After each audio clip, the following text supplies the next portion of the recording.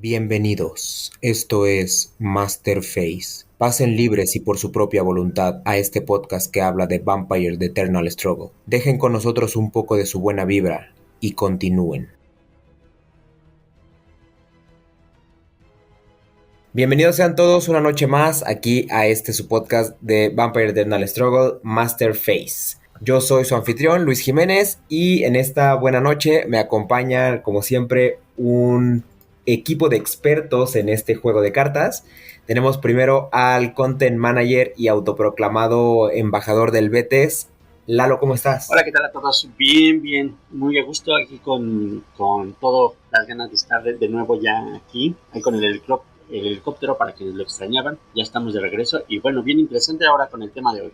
Perfecto, sí, nosotros ya también teníamos mucho tiempo que no te teníamos acá junto a nosotros en los micrófonos, pero pues qué alegría que ya estés de vuelta y pues nada, esperamos que así continúes por un largo rato y no te nos ausentes de nuevo. Y también está con nosotros el más reciente integrante del equipo de Masterface, que ya no es tan reciente, Alberto León. Alberto, buenas noches, ¿cómo estás? Hola, buenas noches a todas las personas que nos están escuchando. Y pues listo aquí para hablar de uno de los mazos que más me ha gustado dentro de la historia del vampiro. Muy bien, la gente emocionada el día de hoy por este tema del que vamos a hablar. Y la verdad es que yo también estoy muy emocionado, es un mazo que me gusta mucho, un arquetipo que disfruté mucho desde el momento en que salió. Recuerdo que ese fue de de este set de Anax, porque para los que no han visto el título, vamos a hablar del único mazo que salió en la expansión de Anax que no es Anarch, el Banu Hakim. Recuerdo que fue el único mazo que compré dos copias así de inmediato en cuanto salió. Tenía muchísimas ganas de echarle las manos encima y de jugar esta nueva propuesta que nos tenía Black Chantry. Y pues yo creo que al final todos salimos muy contentos con lo que nos presentó esta renovación del clan. Y mira que no te lo he visto jugar tanto, ¿eh? Pues últimamente no, pero el año que salió llegué a dos finales con ese mazo y fui muy Ah, te feliz. cae. Claro, Órale. Bueno, es un mazo que ya hablaremos con él, de él, perdón, pero puedo adelantar que reivindica muy bien a los Banu Hakim. Ya veremos por qué. muy bien. Pues mira, antes de entrar en tema, porque ya veo aquí que estamos calientitos, vamos rápidamente a la sección de noticias y luego volvemos con el tema de los Banu Hakim. Noticias de la semana. Pues muy bien.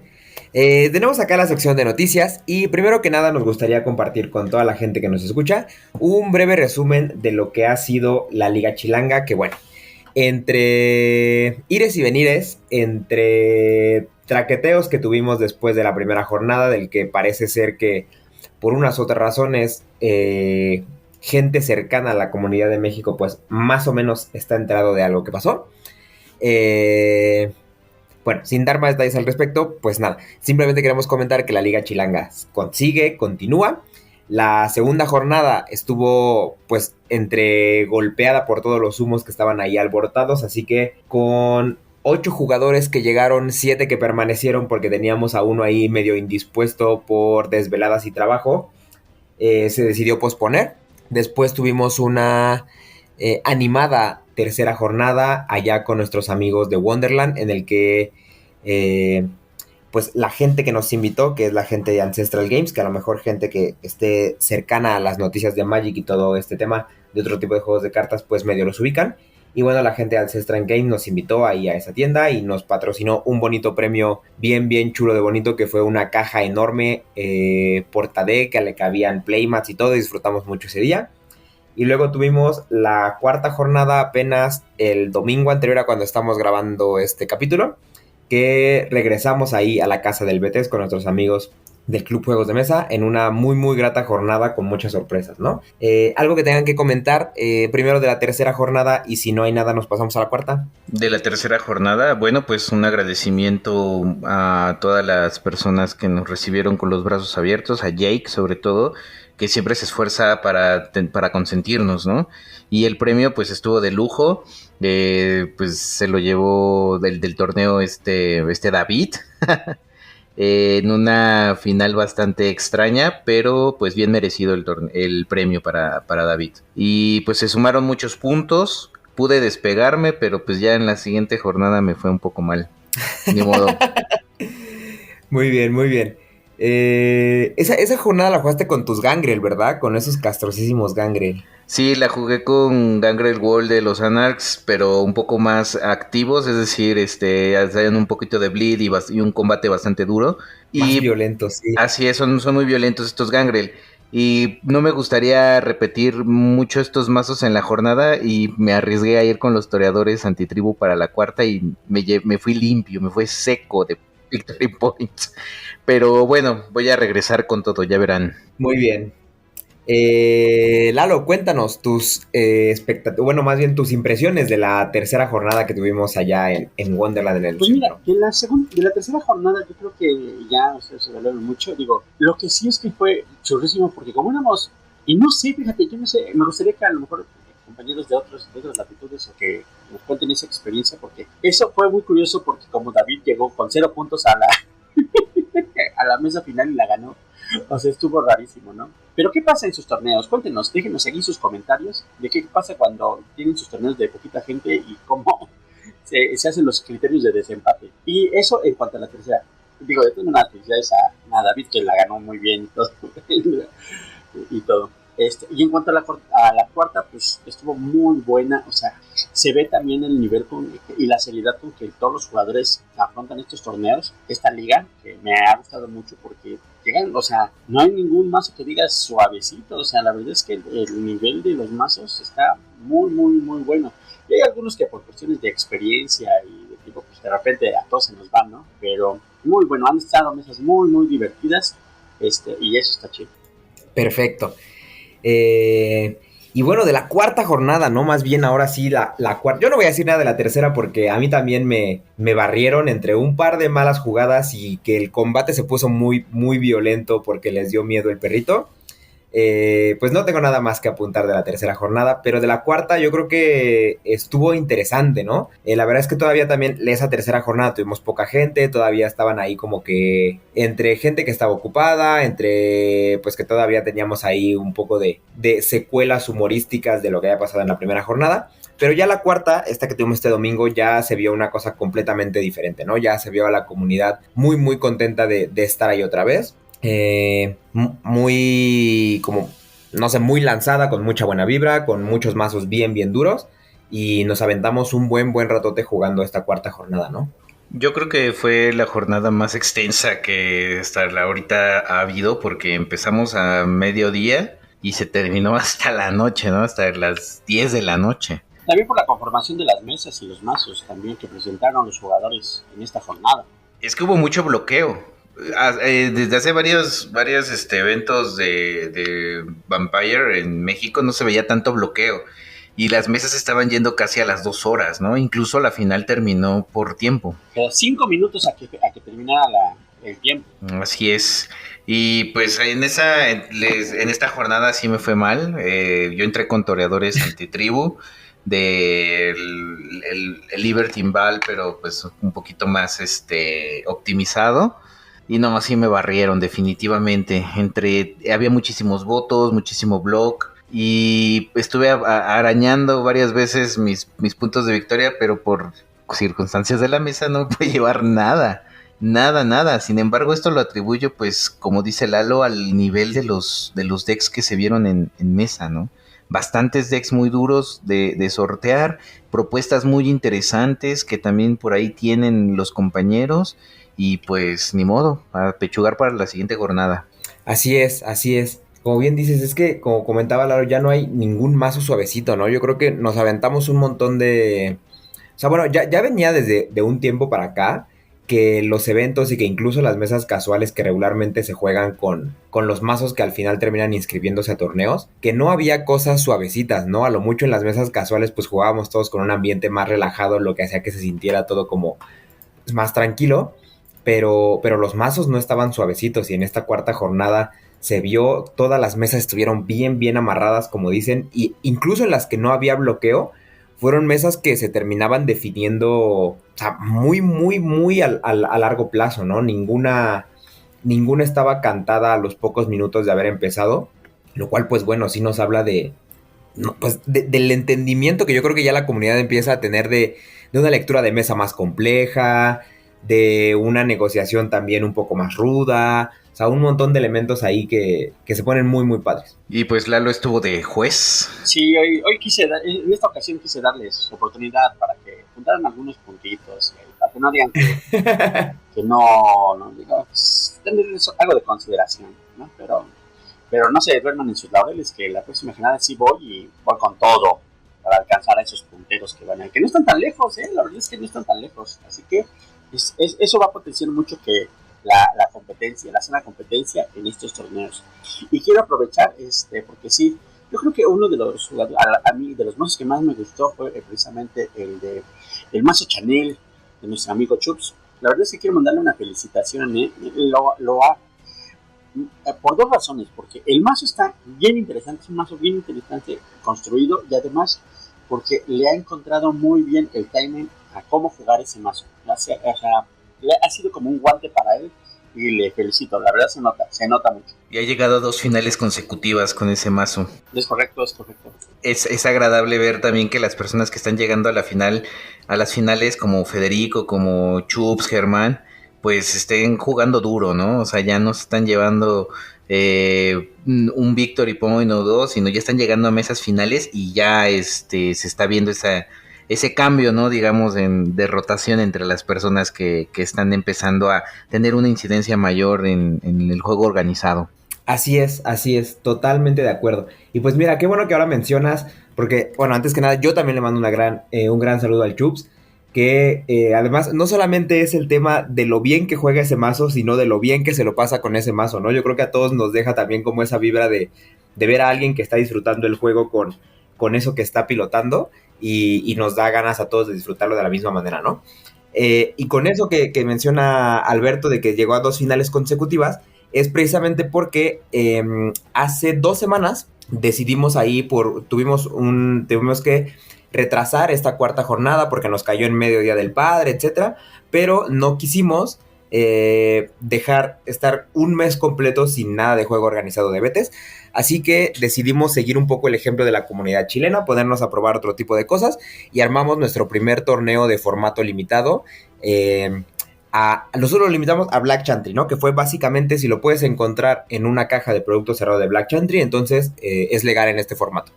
Y nos fue, yo creo que bastante bien, ¿no? ¿Cuáles fueron sus impresiones del torneo delimitado? ¿Qué expectativas traían antes de llegar a jugarlo y al momento de jugarlo y después? Fue un rompedero de cabeza. Bueno, o sea, estuvo chido. La verdad es que es una gran experiencia y eso a mí en lo personal me gustó mucho porque sí, de repente tú armas y sacas ahí las cosas así del archivo y metes y sacas de repente. Cuando te presentan esta cuestión de hacer una construcción en formato limitado, si dices, ay, a ver, qué cosas sí entran y a ver y todo eso, ¿no? Y la verdad es que conforme fue pasando, fui descartando mazos, porque no es que son muchas, no, me da. Y bueno, al final yo me divertí mucho con el mazo que elegí, fue un mazo que me divirtió, se desempeñó bien en las mesas, ya tenemos cantada ahí, Fede y yo, un pleito en las mesas cantado cada vez que nos enfrentamos, terminamos agarrándonos, pero muy muy divertido. Y creo que a la mayoría de nuevos jugadores que se han acercado ahora, les permitió probar precisamente dos cosas. Yo creo que su manera de construcción y la disponibilidad de las cartas, que se hace que de repente muchos hablan de el cartón viejo, ¿no? Esto lo que nos vino a derribar es que no hay nada que no, o sea, pueden ser mazos tan competitivos como los de antaño supermazos.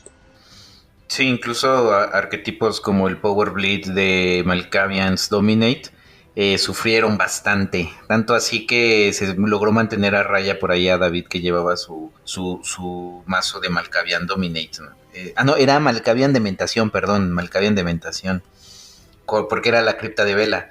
Pero aún así, me parece que hubo un gran nivel y hubo un equilibrio. No había tantas cartas tan complicadas o tan difíciles de conseguir, y existió de alguna manera un ambiente muy cordial, muy amistoso y al mismo tiempo muy competitivo. y pues por ahí, por ejemplo, Alfredo, que se está incorporando a la comunidad, pues también se llevó su Victory Point con sus nefandos, Federico y Chups también llegaron a la final, ¿no? Entonces, yo la pasé muy bien, muy agradable, y creo que vale la pena seguir explorando este formato, porque nos da pues un ambiente de una igualdad muy, muy, muy peculiar, y que vale la pena seguir utilizándolo, ¿no? O no sé ustedes qué opinan. Sí, yo estoy totalmente de acuerdo. Mira, yo creo particularmente de este formato, que al menos aquí en la comunidad mexicana en la que tenemos mucha gente que entró, digamos, de manera pues relativamente reciente, pero que se puso muy salvaje a comprar cartón viejo, como es el caso de Juan Chacón, del mismo Chubbs, de Germán incluso, ¿no? Que pues acá a lo mejor con la comunidad, sin un crecimiento tan salvaje como lo ha tenido la comunidad en Chile, pues sí puede ser un formato de pocos eventos competitivos, pero yo creo que tiene un futuro como este formato un poco más casualón, ¿no? Para eventos que no dejan de ser organizados y que no dejen de sacar nuestro colmillo competitivo, pero no tan aferrado como a lo mejor ahorita lo está haciendo la liga que estamos llevando, ¿no? Y yo creo que podemos ahí tener un punto como de entrada bien interesante para seguir fomentando este tipo de torneos y otro tipo de... O sea, no quita que de pronto ahí digamos, pues ahora las mesas de los jueves las vamos a jugar en B5 y las de los domingos en Legacy o una cosa por el estilo, ¿no? Sí, sí, sí, no se hace tan intimidante, a lo mejor para los nuevos jugadores. Y platicamos que efectivamente, o sea, por ejemplo, hay jugadores que dicen, no, es que pues, yo nada más he jugado como 2 o 3 partidas y cómo me voy a ir a parar en un torneo de esos. Pues precisamente estos torneos son para eso, para que vayan, prueben y vean y se diviertan. Claro. Es lo principal, que nos divirtamos todos. Así es, así es. Y pues bueno, a mí me da mucho gusto poder decir que al menos si voy medio bajo de puntos en la liga y a la media tabla, ese torneo de media liga me lo llevé con unas hijas de la cacofonía que me dio muchísimo gusto verlas triunfar en las mesas. Y bien, sin nada más que agregar ahí para el torneo de Mega de Liga, sí podemos dar el último anuncio que tenemos en nuestra sección de noticias, que es nada más y nada menos que la presentación de esta promo que nos tiró Black Chantry, que será exclusiva para el Festivo del Extinto, que tendrá lugar en Zaragoza en un par de meses, si no me falla. Y bueno, Lalo, coméntanos, por favor. Ay, ¿qué te voy a decir yo? De entrada me encanta. Bueno, pues a ver, ¿de qué va la cosa? Dos cosas. Es que podemos abordar el tema desde 2 puntos. Uno, creo que se nos quedó demasiado pasmado como para continuar hablando de lo que es aquí el Festivo de lo Extinto. Pero bueno, rápidamente en lo que se nos descongela Lalo, pues el Festivo de lo Extinto es un evento que la comunidad de Zaragoza está muy animada de poder hostear, que básicamente es un gran evento temático en el que todo el mundo se va a llenar de una fiebre sabática y pues nada, la van a atascar ahí de torneos, de eventos. Creo que sobre todo lo que a mí más me emociona, que desafortunadamente aquí Lalo tuvo este espasmo tecnológico, pero lo que a mí más me emociona es el hecho de que si no recuerdan mal, cuando fue el Nacional de España de hace 2 años en Zaragoza, tuvieron una storyline al día siguiente del Nacional. Esa storyline, pues fue una storyline completamente sabática, con mucho sabor de ahí de la ciudad de Zaragoza, y que bueno, de la cual pronto además vamos a tener acá una pequeña sorpresa en el programa de Masterface.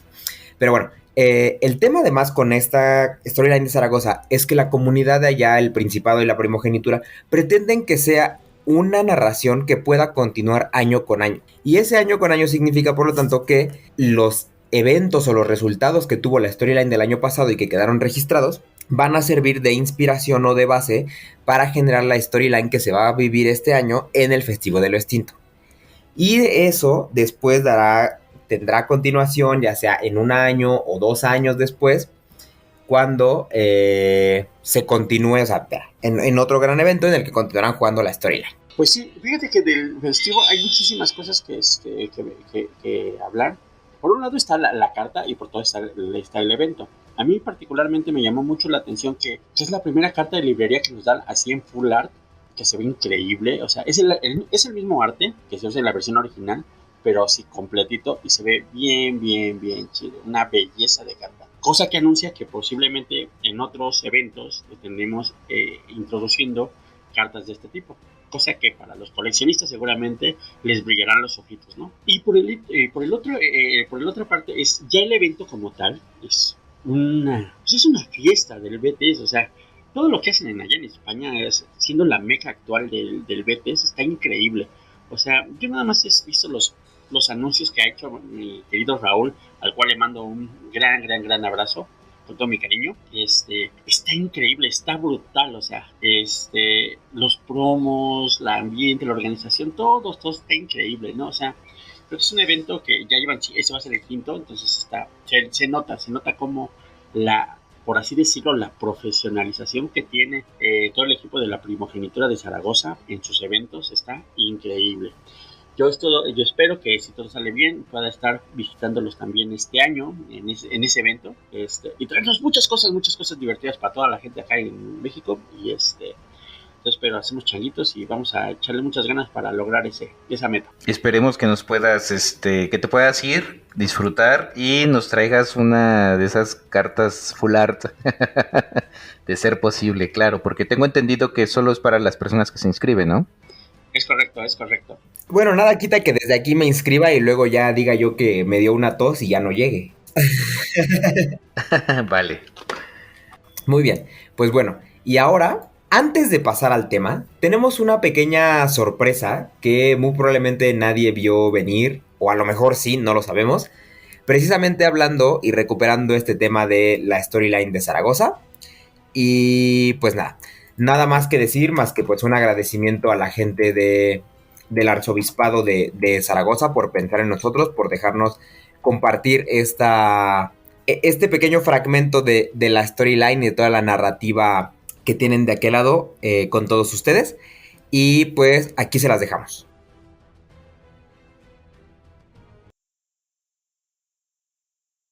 En el World Trade Center Zaragoza, en las oficinas del viejo edificio corporativo en el centro de la ciudad, se encontraban reunidos los más reputados Ventru del Sabbath. Era complicado para ellos alcanzar acuerdos sobre un tema tan delicado como lo era la fuente, y las acaloradas discusiones encendían la furia guerrera de los Elder Antitribu. La orden del día solía iniciarse con serios argumentos y pruebas tanto a favor como en contra de su existencia, pero nunca se llegaba a un consenso. Sus ridículos debates parecían fútiles y carentes de sentido frente a los acontecimientos que tenían lugar no muy lejos de allí, en los barrios de las afueras. Varios grupos de hermanos de sangre habían acudido a la ciudad escuchando el llamamiento de Lucita, y ahora se aprestaba para la incursión. La coordinación era perfecta. Se articulaban como partes de una mente única, una mente psicótica con una sola idea incrustada en la cabeza: destruir. Las calles se tiñeron de fuego y sangre. Peleas, dolor. El rugir de las motos marcaba a la perfección el ritmo al que entonaban su monstruosa melodía aquellos vampiros clónicos. Los Ventru no estaban preparados para que la punta de lanza de la espada de Caín se volviese contra ellos, y los hermanos de sangre lo sabían. Mientras tanto, en otro extremo de la ciudad, Uncle George estaba en su despacho recibiendo una misiva. Ese Rodolfo se cree muy importante solo porque tiene más años que las tortillas. ¿Cómo se atreve a darme órdenes, maldito Panchito remilgado? Enfatizó su desagrado con un puñetazo en la mesa. Apretó la carta con sello lacrado y la arrojó contra la pared. A continuación, se encendió un habano y giró la silla de oficina revestida de cuero hacia la ventana. Ya te llamaré, Johnny. No se deje, jefe. Usted es el más grande. Maldito Panchito cabrón. La puerta se cerró y George le dio otra calada al habano. Después, dejó con cuidado el puro y se levantó a por la carta. El teatrillo con su subalterno le servía para crear un falso lazo de empatía con el humano. Se aseguraba su lealtad en este mundo de traición. Pero en realidad, estaba deseando leer aquella carta. Ni siquiera sabía si Rodolfo era realmente mexicano y más allá de las palabras con que expresó su odio, en realidad no le importaba. Lo que sabía con seguridad es que era extremadamente bueno cuando se trataba de entender las conexiones casi imperceptibles entre las cosas, y que era igual de bueno cuando se trataba de manipularlas. Tomó la carta y comenzó.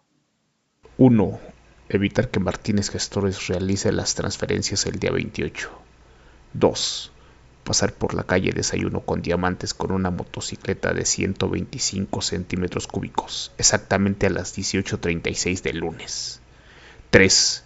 Jugar en la máquina de azar del Bar Naranjo desde las 21:40 hasta las 22:02 el jueves. 4. Escribir con spray, paga lo que debes, en la vieja barda junto al río, en la esquina de José Moncasi con Madre Genoveva, la madrugada del viernes. 5. Solicitar a la empresa Reformas Rodrigo, S.L., un presupuesto para las oficinas de Huxley Ball. Las órdenes parecían inconexas. El tío George hizo un ejercicio de concentración invocando la sangre de su estirpe. Se esforzó en ignorar los ecos de los pensamientos de sus hermanos.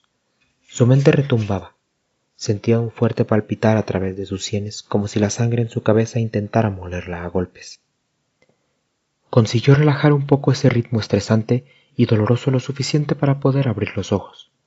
Sus pupilas dilatadas ocultaban por completo el iris, y los globos oculares habían pasado de blanco a un siniestro rojo oscuro. Le costaba enfocar la carta que seguía sosteniendo entre los dedos. Las letras se agitaban en patrones caóticos y los renglones de texto se reordenaban en formas incomprensibles. Volvió a leer. Como adivino frente a un tarot y a través del shock de la revelación profética empezó a comprender. Frente a sus ojos surgían hilos que parecían materializarse a partir de cada frase escrita de la carta. Con su mente fue tocándolos uno a uno, buscando el extremo al que le llevaban, observando las imágenes que escondían. En ellas pudo ver al ganador de una máquina tragaperras siendo observado con envidia por un hombre vestido con ropa no muy elegante pero cara. Pudo ver a un hombre y una mujer discutiendo en la terraza de un bar mientras pasaba una motocicleta frente a un anuncio de una empresa de mensajería. Pudo ver un grupo de trabajadores yendo a la huelga por no haber cobrado la nómina a tiempo. Pudo ver al dueño de una empresa de reformas llorando frente a una carta de embargo del banco. Y finalmente pudo ver el almacén que servía de refugio a los hermanos de sangre derrumbándose en pleno día por falta de mantenimiento, y a los vampiros dentro de él ardiendo en llamas. La sutileza con que las órdenes, aparentemente inconexas, propiciaban una concatenación de casualidades que desembocaban en la ruina de los enemigos de los Malkavian era de una delicadeza exquisita.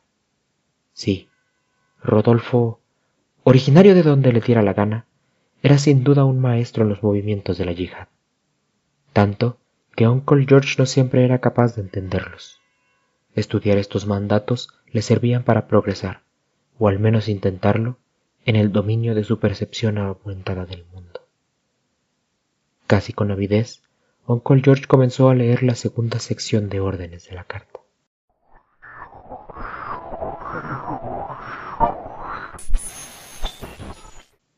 El agente Smith tragó saliva y agradeció llevar las gafas oscuras para que sus ojos no delataran el horror que crecía en su interior al estar en compañía de aquellas criaturas. El cadáver putrefacto que hedía frente a él movió el bigotillo entrecano que enmarcaba los labios violáceos al tiempo que las palabras escurrían entre los huecos de dientes perdidos con el tiempo. Debo decir que no estamos satisfechos con su labor, ni con el buró. Hemos actuado en el marco de nuestro acuerdo. La presión que ejerce no es suficiente. Han permitido que aquella organización crezca y afiance su poder. Son un estorbo. ¿Acaso nos equivocamos al elegirlos de aliados? ¿La sociedad de Leopoldo? Smith se sintió herido en el orgullo. Perdone, pero eso no es posible. Han demostrado tener cierta capacidad de acción, pero no hay comparación con nosotros. Somos el FBI de los Estados Unidos de América. La Inquisición Increpó Ehrlich. es responsable de la desaparición de uno de los nuestros. ¿Han eliminado uno de ustedes? Yo no he dicho eso. Entonces, Aplícate más, humano. Un dedo huesudo ordenó silencio. Unas arrugas en la piel reseca del rostro denotaron una expresión de disgusto. Hemos decidido cambiar de estrategia. A partir de ahora, no actuarán solos. La Legión Esmeralda tomará el papel principal a partir de ahora. Y ustedes tendrán el privilegio de ser sus guardaespaldas. ¿La qué? ¿Una legión de qué? Lo único que debes saber es que son unos sirvientes leales. Con un gesto de la mano, un vampiro delgado y decrépito de rasgos asiáticos invitó al orgulloso agente a mirar tras de sí. Los pelos de la nuca de George Anderson, internacionalmente conocido como agente Smith, se erizaron con una aguda sensación de escalofrío. Al girarse, no pudo evitar un sobresalto acompañado de un chillido que se le escapó de entre los dientes. Los escenarios más brutales de la academia no lo prepararon para el encuentro sobrenatural con estos fantasmas. En la división especial, alardeaban de sus simuladores virtuales y de la capacidad de cierto personal para invocar entes, pero la criatura que estaba frente a él era completamente diferente. Su figura se difuminaba a partir de las rodillas y su cuerpo mostraba señales de una muerte violenta. El torso rasgado con una herida indudablemente mortal desde el pecho hasta el abdomen. La mitad de la cabeza con el cráneo hundido, como si hubiera sido apoyado a propósito por un impacto de gran fuerza. Un rato después, en una estancia diferente del convento de San Agustín, lo que parecía el cadáver de un hombre de color animado por el poder de la vitae y cubierto con una túnica de estampados geométricos y llena de colores vivos, ofrecía un cáliz ornamentado con incrustaciones de piedras preciosas a otra figura de menor estatura. Babalawo Alafin se retiró la capucha de la túnica, descubriendo su rostro en señal de respeto al ritual. Con los ojos entrecerrados por las ondas de placer que recorrían su cuerpo, recorrió la comisura de sus labios con una lengua teñida de escarlata. Erlich tomó el cáliz con ambas manos, apenas 2 garras de hueso castigadas por siglos de lenta descomposición. Considerado antaño como el dios del inframundo en las estepas mongolas, Erlich aspiró los aromas que ascendían del líquido viscoso. Percibió su propia vitae en ellos. Se deleitó con el exótico aroma de la vitae del africano que estaba frente a él, y entremezclada con ambas, también intuyó la esencia de Erebus, quien había sucumbido a la muerte definitiva por las acciones de la Mano Negra y la Nueva Inquisición. Vengaremos a nuestro hermano. No importa cuántos perros tenga la Mano Negra. Las almas de los caídos trabajan a nuestro favor y son infinitas. Larga vida a los muertos. Erlich bebió lentamente. Y pues muy bien, después de haber escuchado este pequeño fragmento, estas dos pequeñas narraciones de lo que fue o lo que se vivió en la storyline de Zaragoza a través de las mesas, a través de las cartas, pues podemos entrar en materia fuerte con el tema de esta semana, que es el mazo de Banu Haqim. ¿Quieres saber más sobre Vampire the Masquerade? Escucha Juárez by Night del Círculo Interno y descubre todo lo que tiene World of Darkness. Disponible en Spotify y otras plataformas.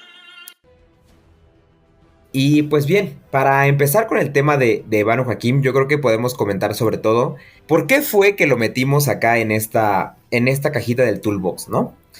En mi opinión, salvo que ustedes tengan alguna cosa con la que quieran aquí armar discusión, con la que quieran llevar la contraria, sobre todo lo digo ahora que Lalo está de vuelta y que esos piques, esas rivalidades han vuelto, pues parece como una cosa bien curiosa, porque al menos en mi experiencia lo que era el viejo clan de los asamitas. Ya ni lo menciones, ya, olvidemos.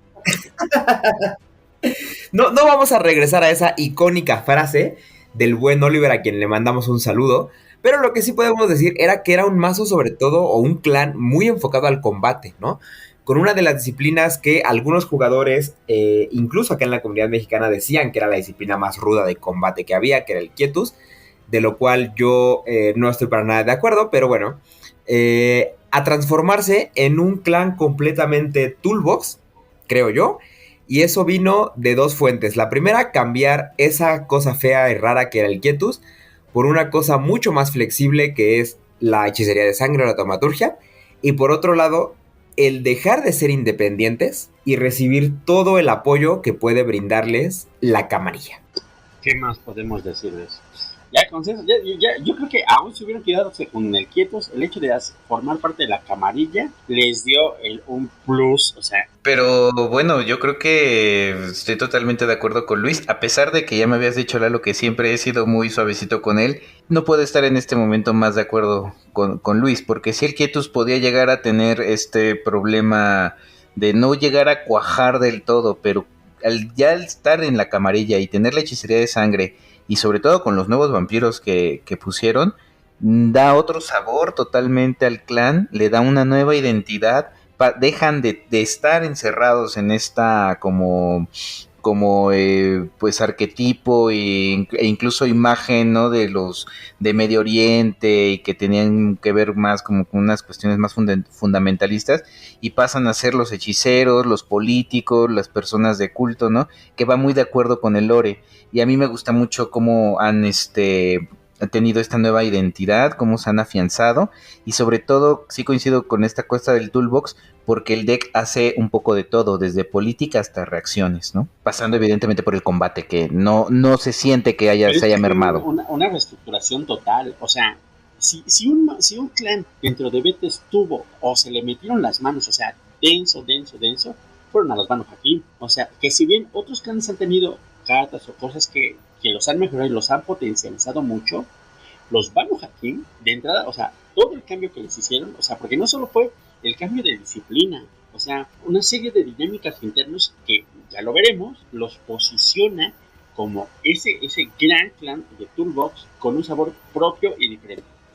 Así es, pero ¿sabes qué? Mira, yo ahí, y aquí viene nuestro primer pique, yo me atrevería a decir que no fue una cosa tanto de meterle las manos así de forma como profunda y a escarbarle todas las fallas del clan y todo, ¿sabes? O sea, bueno, al menos no de una manera que se viera tan escandalosa como creo yo que de pronto pasó con clanes como los Nosferatu o los Gangrel, en el que realmente parece, por ejemplo, que el Protean se reinventó. O sea, Protean 2018-19 es una cosa y en adelante, ¿no? Pero es que en el caso de los Banu Haqim, yo creo que es un tema bien extraño. Y yo creo que ha sido como una cosa bien curiosa que a lo mejor nos falta también mucho de experimentación en la comunidad internacional, porque es una carta y después podemos hacer, o sea, 3 cartas que vamos a ver básicamente en este mazo, pero una carta la que le dio el cambiazo completo a lo que significa jugar con Banu Haqim, ¿no? Pero bueno, ahorita nos metemos en esa materia de las cartas de librería que transformaron a este clan en lo que son ahora. Pero primero que nada vamos a ver a la cripta y comentarla rápidamente y hacer un pequeño análisis ahí por encima de lo que nosotros vemos. El primer vampiro que tenemos aquí como este protagonista no tan protagonista es Qasim Bayar, el Justicar, único Justicar que tenemos en este grupo, de 9, con las 3 de Clana Superior, Celerity, Offuscate y Hechicería de Sangre, y un Potence y un Auspex a básico. Dice que una vez por combate puedes descartar una carta política para ganar más 2 de fuerza, y además tiene más 1 de bleed de base. Insisto, todo esto por 9. Seguimos con el trío de príncipes. Primero está Faraz Aruf, que por 7 tiene las 2 de combate a superior, Offuscate básico y de nuevo Auspex básico, princesa de Detroit. Después tenemos a Tassandra Kazaki con las 2 de combate a superior, Offuscate básico, por 6 princesa de Tesalónica. Y luego tenemos al tercer príncipe, el chiquitín, que es Warmaxan, que por 5 simplemente tiene la hechicería de sangre superior, las otras 2 a básico, y es príncipe de Algerso. Y después de eso tenemos a un par de primogenes.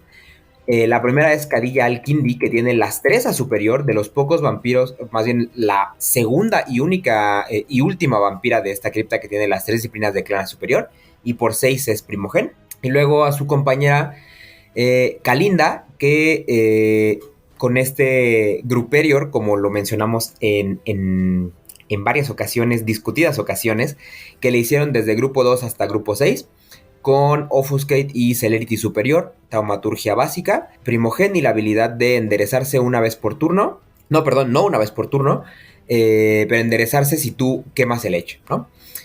Y por último ya tenemos a los vampiros de soporte, que por ahí está Asmin Kobade, que por 5 tiene la celeridad superior, las otras 2 a básico y una coqueto Dominate básico. Luego tenemos a Greg Mosauni, que por 4 tiene las 3 de clan a básico. Nayarana, que por 4 tiene taumaturgia superior y celerity básico. Y Bijou, que por 3 tiene taumaturgia y celeridad básica.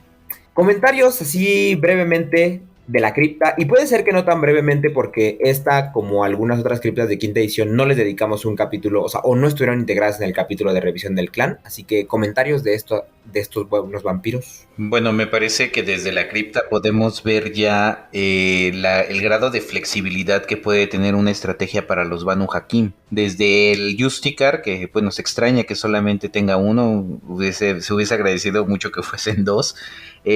Ya tenemos aquí una idea como de política con Blitz, ¿no? Y cómo puede ser tan flexible por su efecto. En el caso del trío de príncipes, pues bueno, son de muy baja capacidad con votos. Entonces ya el hecho de tener votos en mesa, aunque no seas político, te da una presencia fuerte dentro del juego. Y los chiquitos, bueno, siguen los primogenes que se adecuan muy bien al bloque de cartas de primogenes que, por ejemplo, utilizan el distrito protegido y que hacen una muy buena combinación con un Vampire of Clan que es esta Victoria Ash, igual de grupo 7. Y pues también ahí existe una flexibilidad muy interesante. Y los de soporte, pues son unas malditas bestias peleando, ¿no? Se ha visto en mesas, yo los he jugado y pues tienen muchísima cantidad de estrategias que pueden tener cada uno de estos como grupos dentro de la misma cripta que este mazo propone, ¿no? Fíjate que en general podría decir que estoy de acuerdo con usted. Es una cripta que lo mismo te permite decidir hacia dónde quieres llevar este mazo. Está el pivote del Justicar, casi. Efectivamente viene uno, pero dependiendo la construcción que tú quieras hacer, puede o no ser parte fundamental del mazo. De entrada eso es lo que de entrada te permite, ¿no? Creo que todo el bloque central efectivamente están en los príncipes, muchas construcciones están llevando, sin embargo tienen los elementos suficientes como para optar por otras estrategias dependiendo tu estilo de juego y lo que pretendas hacer con este mazo. Ya una vez que analicemos las librerías podremos ahí discutir los enfoques que tiene o la base que te presenta, pero a mí no hay ningún vampiro que no me desagrade. Creo que todos son muy versátiles, muy útiles. Particularmente me gusta mucho Kaelinda. Un abrazo y beso a mi querida María Loren, que es la artista. Saludos desde acá. Pero increíble, hasta los chiquititos no son un desperdicio. Fíjate que aquí estoy totalmente de acuerdo, siempre digo totalmente de acuerdo porque ya se me hace como la muletilla, pero luego explico y parece que ya no estoy tan totalmente de acuerdo. Pero sí, o sea, creo que el tema de los Banu Hakim es que, como bien dicen, se centra, al menos para esta versión del mazo preconstruido, en los príncipes. Y eso creo que va a resaltar las cartas que vamos a ver después que contiene el mazo, porque básicamente, como todo el mundo sabe, es en los príncipes y en los Justicars en donde se concentra el gran poder de la camarilla y sus cartas más insignia, digamos, ¿no? Como secta. Y evidentemente, como Justicar solamente puede haber uno, pues entonces los príncipes los que terminan cargando con ese peso de llevar a la camarilla, y por lo tanto me parece muy correcto que vengan en total, digamos, 5 copias de entre el trío de príncipes y que el mazo esté completamente centrado en ellos. Sin embargo, después de ver lo bien que funcionan arquetipos como el de los Nosferatu, que nos lo presentaron como esta, digamos, segunda casta, por decirlo de alguna manera, de la camarilla, en la que son los primogenes los que ponen el pecho y sacan sus propias cartas y a relucir sus propias habilidades.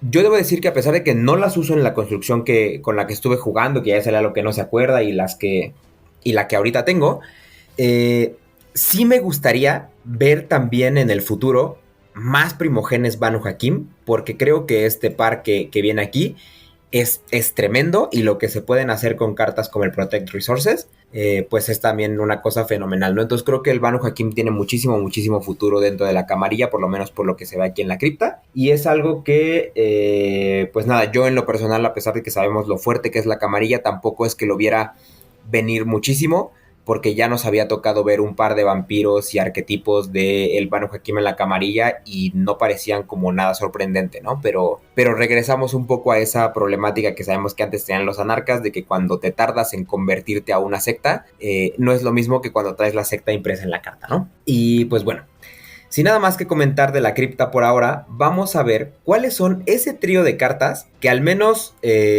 nosotros, o bueno, por lo menos yo, y luego propuesto a aquí mis compañeros de micrófonos, considero que son las 3 cartas que hacen el mazo.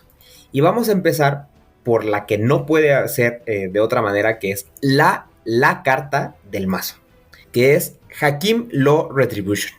Es una máster que llega nueva dentro de esta, digamos, misma temática de las leyes de Hakim, que ya todo el mundo conocemos de los asamitas, y si no, vayan y escuchen el capítulo de los asamitas para que vean ese repaso. No es única, lo cual es uno de los detalles más importantes de esta carta. No cuesta absolutamente nada, y dice que se va a quedar en juego, y durante una acción de Bleed, un Banu Hakim, cualquier Banu Hakim que tú controles, puede descartar una carta de combate para ganar +1 de sangrado. Es muy importante simplemente que se entienda que esta carta no es única, pero su acumulación es, o sea, es geométrica, ¿no? O sea, no es, perdón, ya se me van ahí los términos matemáticos, pero bueno, no es exponencial, ¿no? El punto es que se suma y no se multiplica. O sea, si yo tengo 4 de estas cartas, puedo descartar 4 cartas de combate para ganar 4 de bleed, ¿ok? No quiere decir que si yo tengo 4, voy a descartar 4 y voy a ganar 4 por cada carta, llegando a una total aberración, ¿no? Como mucha gente pensó cuando apenas la leímos por primera vez. Entonces, una carta de combate, 1 de bleed por cada una de esas máster que esté en juego. Y para mí, eso fue lo que transformó absolutamente a este clan y tiene potencial de seguir transformando las criptas pasadas porque te permite, y eso es lo que yo creo que hace la magia del Toolbox, tener un mazo denso en combate. Hablamos de 30 cartas o más de combate y no perder en absoluto potencial de sangrado.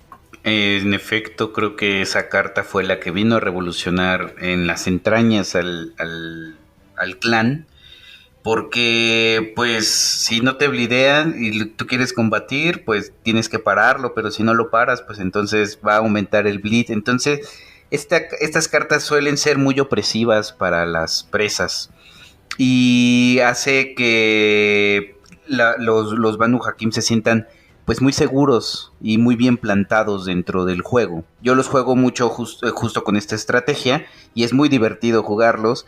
No es tan divertido evidentemente para las presas, pero tienen una característica que es la de ir hacia adelante y ya sea que o entra el bleed o vas a golpear a un vampiro, ¿no? O a un minion.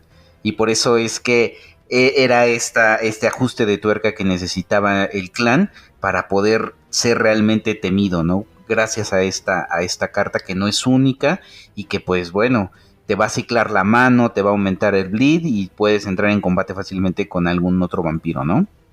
Yo creo que hemos hablado en muchos otros capítulos lo importante que son como tener definidas condiciones de victoria claras. Y efectivamente la ley de Hakim, la venganza o el castigo, como a mí me gusta más la venganza, pero bueno, la cuestión de estilos. Pero efectivamente, o sea, les da la potencialidad a los Banu Hakim de explotar su mayor fortaleza, que es el combate, transformándola en un poder de bleed brutal. O sea, mucho hemos hablado, y hay muchos artículos que se han escrito acerca de que el combate no gana, ¿no? Porque no, o sea, dependías de otras condiciones como para que se te diera. En esta es la primera vez que a un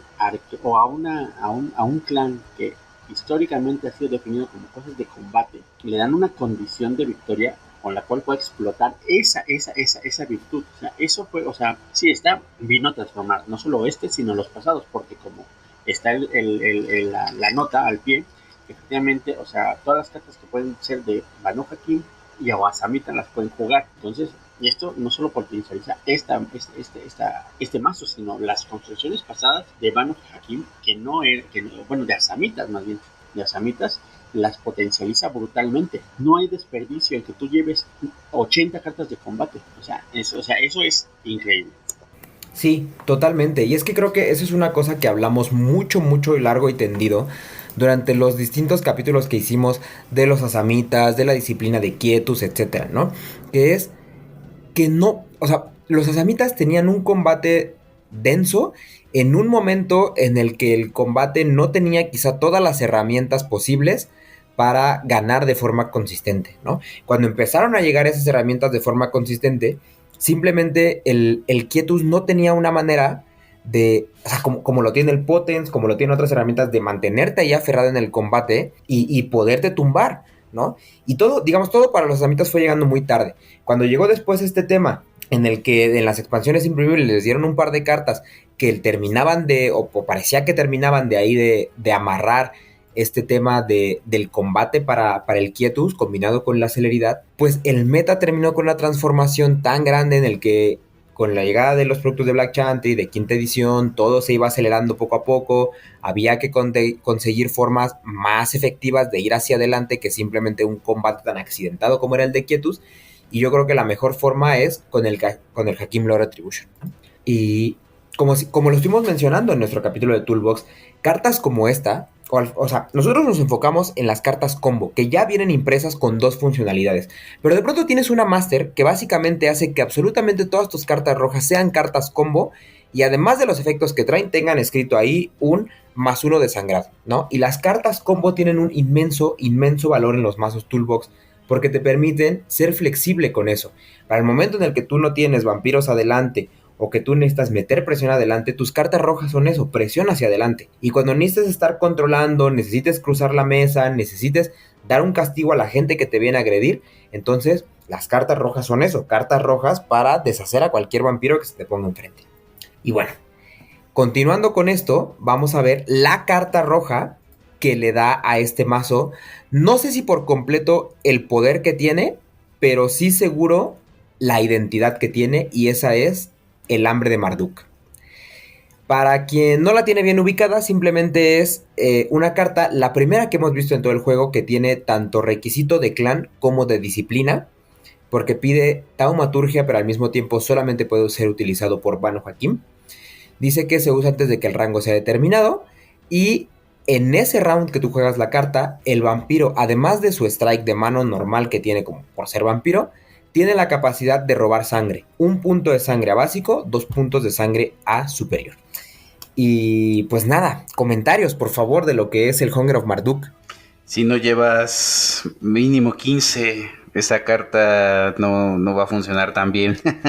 Pero es que es extremadamente buena. Y es una carta que te va a permitir a ti crear estrategias pues un poco más elaboradas, como la estrategia de villanos, drenar a tus vampiros, ir a entrar en combate con cualquier cosa, cualquier pretexto, con lo que se pueda, jugar esta carta y strikes adicionales, ya sean pursuits, ya sean blurs, ya sean lo que tú le quieras ahí meter, para succionar la cantidad de veces que puedas a los otros vampiros, ¿no? Es una carta que desde mi perspectiva es medular, se necesitan muchas copias para que pueda funcionar muy bien, y sin duda en el combate es brutal. Es brutal porque se adapta muy bien a los diferentes tipos de combate, y gracias a la celeridad es donde se puede sacar todo su potencial. A mí se me hace que es una gran carta. O sea, no voy a reiterar lo que ya dijeron ustedes, porque es obvio, pero sí, ahí yo creo que el tema es, y vendrá ya a cuestión de cada jugador, qué tanto te apoyas en esta carta en tu estrategia y para qué la vas a usar. Lo padre de que en combinación con la otra es que no es un desperdicio. Digo, hemos visto listas que hay quien lleva 20 de estas aves de Marduk, ¿no? Y no es un desperdicio, porque si no llegas a combatir, finalmente puedes usarlas como la cuota del castigo. Entonces, pues no son espacios perdidos en tu mazo, o sea, siempre como que están. Ya dependerá de qué tanto quieras o cómo lo quieras jugar, ya depende de cada quien.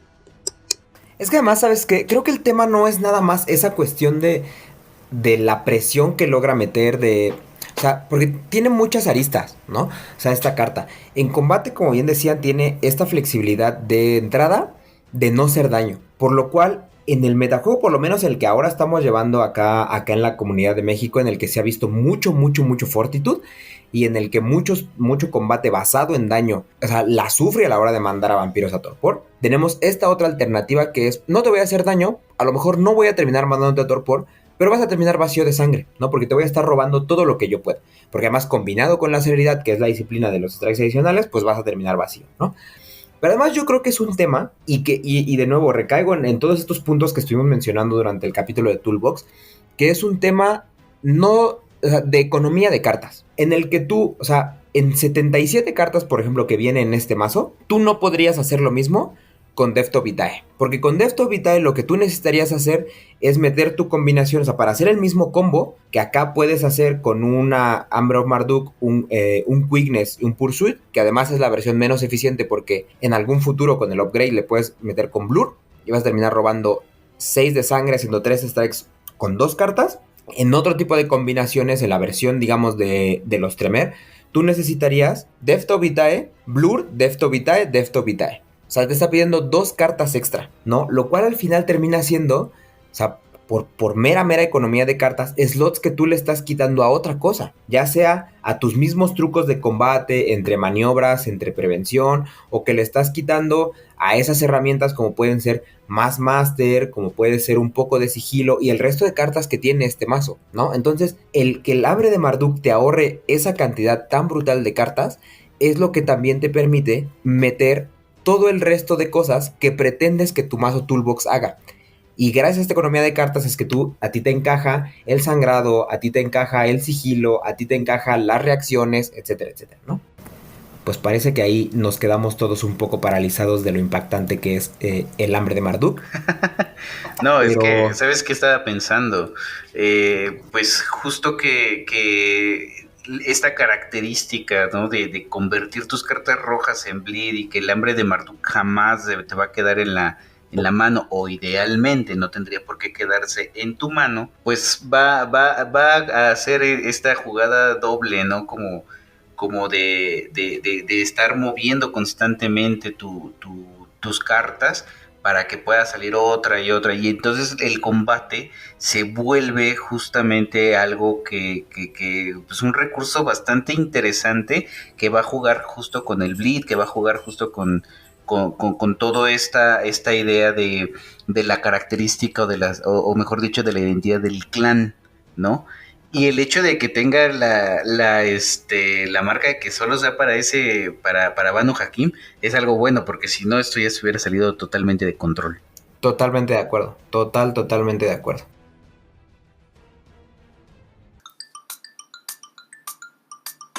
Si eres fan de los juegos de mesa o quieres descubrir más de este hobby, escucha el podcast de Jugador Casual, disponible en Spotify y otras plataformas. Pues muy bien, creo entonces que podemos pasar a la siguiente carta que nosotros consideramos que es que está dentro de las fuertes del mazo, que lo hacen ser lo que es, y no es nada más y nada menos que la segunda tradición, ¿no? La clásica reacción y defensa de la camarilla, que es 2 de Intercept o pagas 1 de sangre y te enderezas con 2 de Intercept, ¿no? Disponible para príncipes y justicars. Y yo creo que aquí es importante hablar, digamos, no desde ese gran contexto, porque yo creo que es una carta que hemos mencionado hasta el cansancio en distintos capítulos, sino más bien, o sea, centrarla en lo que significa para los Banu Hakim el poder hacer esto. Y es que vayamos tiempo atrás a cuando solamente teníamos las cartas de Quietus, ¿no?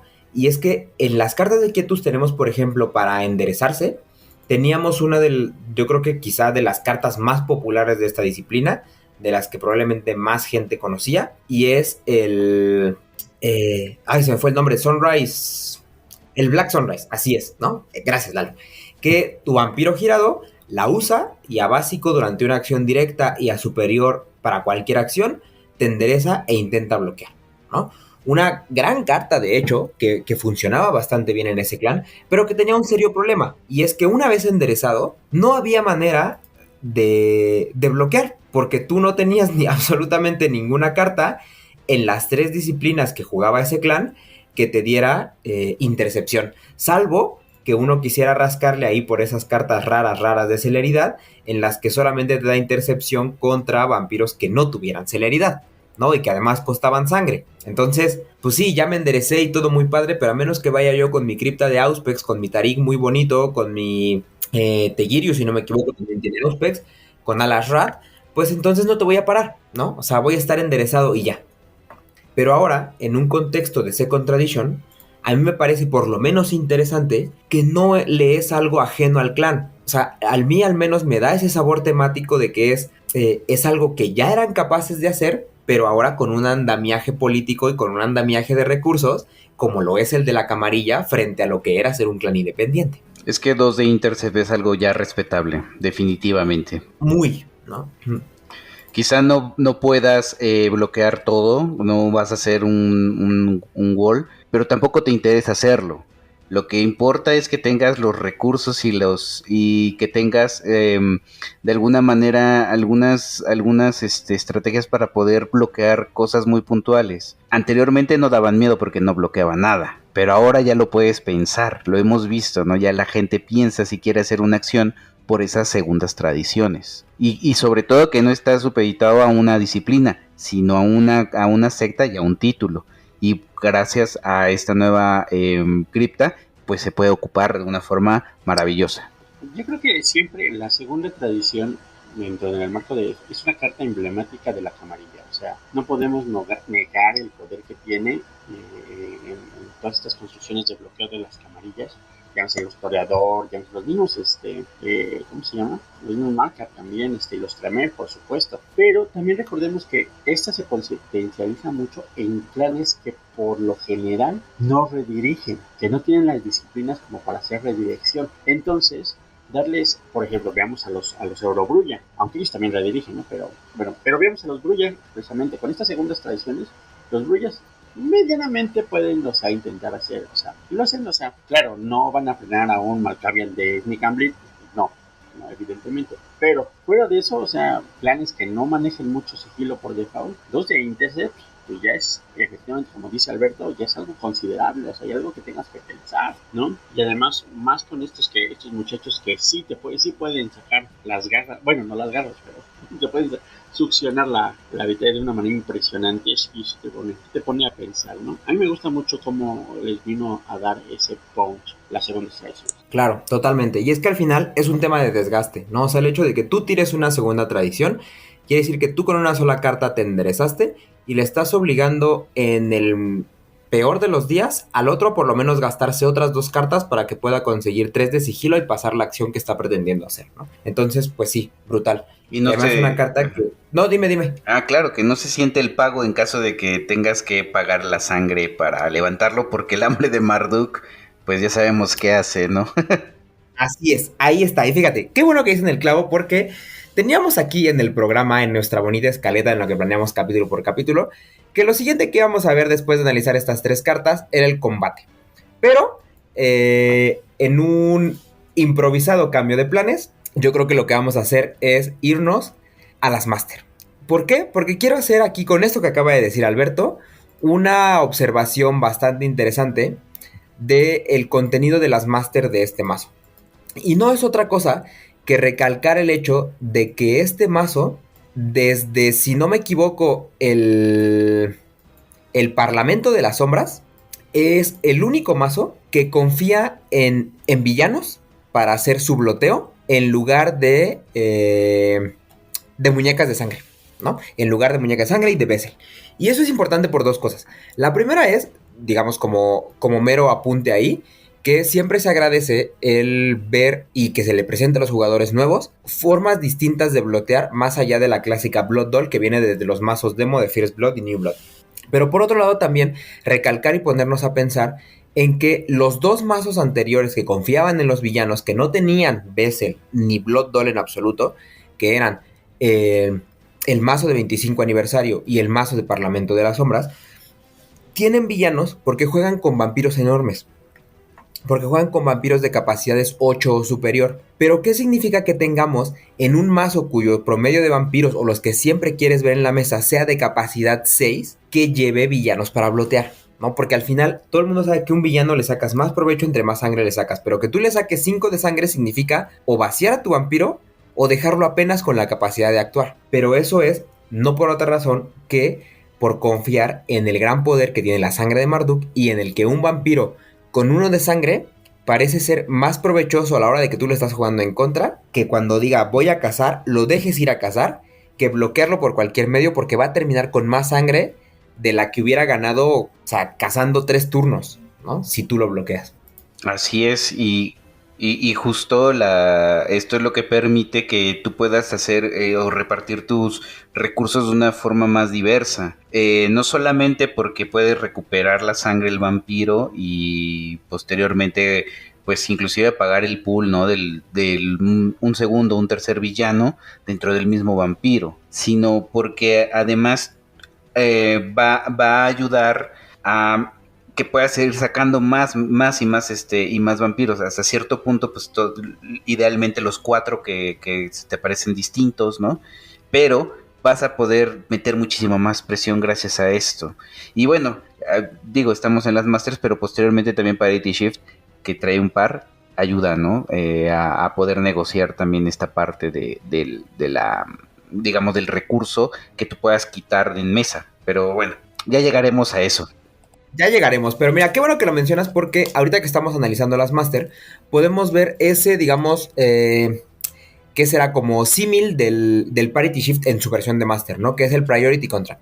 Una carta bien interesante que fue publicada por primera vez para las expansiones imprimibles de la Vikien y que ahora se editó para este producto de quinta edición, ¿no? Que es un contrato único en el que tú seleccionas a un vampiro controlado específicamente por tu presa y lo ligas por contrato a Samita en su versión original, Banu Hakim en la nueva, y te deja entrar en combate con 1 de sigilo. Pero no nada más te da la capacidad esa de entrar en combate, sino que si por cualquier razón ese vampiro deja la región ready, entonces el propietario de este contrato ganará 3 de pool. Y digo por cualquier razón deja la región ready porque eso no nada más implica irse a torpor, implica además también ser quemado e implica además también que su controlador sea austeado. Entonces, bueno, o sea, para mí al menos, antes de ceder ahí la voz y el micrófono, representa una manera bien particular de bloteo, ¿no? O sea, en general para lo que podemos ver en los mazos de inicio, pero también por otro lado, el que el Priority Contract, a diferencia de otro tipo de contratos en el que básicamente sí era el mandar a la gente a torpor, te da esa flexibilidad de, o sea, yo ya te bajé el contrato, ahora te voy a hostear a sangrado porque ahora tengo la capacidad de hacerlo y voy a ganar estos 3 de pool de nuevo ganando, ¿no? O como bien decía Alberto, o sea, te da esa capacidad de seleccionar a un target específico, ejercer cierto control e incluso negociar con tu metapresa, en este caso, que es con el único que lo puedes hacer porque está limitado a solamente vampiros de tu presa, de eliminar a ese target específico y poder conseguir tú no solamente lo que te puede dar ese negocio que tú estás haciendo, sino la misma ventaja que ya trae el contrato ahí impresa. Pero hay que tener mucho cuidado con esta carta, porque tú puedes, ¿no? A veces se van los vampiros de la región y no las quemas, no haces válido los contratos. O sea, no es algo automático. Bueno, pero eso ya es una cuestión también de cada jugador y estar atento también a esos detalles, ¿no? O sea, como... Así es, pero es un detalle importante, no considero que sea un detalle menor, porque como lo describió anteriormente Luis, es que lo hosteas y ya se cobra el contrato. No, tú tienes que reclamarlo, porque si no lo reclamas, entonces no vas a poder hacer uso de ese recurso. No, totalmente de acuerdo. Y me ha porque pasado. Además, esa, digamos, es como la fácil, pero también está la otra en donde tú mandas a un vampiro a torpor y no lo cobras, y ahí en torpor, siendo este contrato además único, tú no vas a poder jugar otro hasta que termines de austear a su controlador y por lo tanto esa carta termine quemadas, aunque tú no reclames la recompensa, pero termina quemada para que puedas jugar un segundo. Porque si no, ahí se va a quedar ad eternitum y tú pues simplemente ya te bloqueaste tu flujo de máster, ¿no? Exactamente, y entonces hay que tener mucho cuidado con la carta, definitivamente, porque tú solo te puedes meter la mano. O sea, está padre que lleves unas 3, que además sean trifles, pero si no las quemas, pues no tiene ningún sentido. Es una gran carta.